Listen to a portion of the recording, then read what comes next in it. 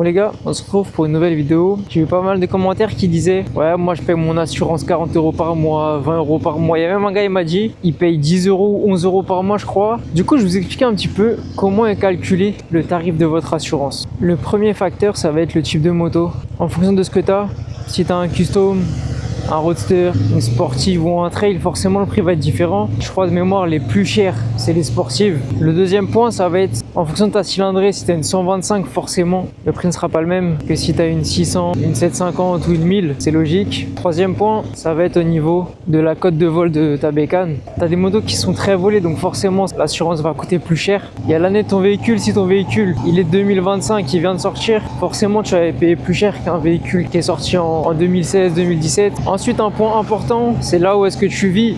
Forcément, région parisienne, tu vas payer beaucoup plus cher que si tu habites dans le centre de la France. Et même au sein de ta ville, en fonction de ton quartier, le prix il peut varier. Et le fait que tu stationnes dans un parking ou dans la rue, ça a beaucoup moins d'importance qu'avant. Pour te dire, j'ai déménagé dans la même ville. Avant, le véhicule dormait dans la rue. Maintenant, il dort à l'intérieur. Et pourtant, je paye plus cher d'assurance. Et un autre point, c'est ton profil de conducteur. Donc, tout ce qui va être tes antécédents, si tu as déjà eu des accidents, tu t'es déjà fait voler, etc. Et le dernier point, c'est si tu es jeune conducteur. Ce qu'il faut capter, c'est qu'il y a deux jeunes conducteurs. Lorsque tu obtiens le permis, tu as tes 3 ans de probatoire. Donc ça, c'est au niveau de tes points, si tu fais des infractions, etc.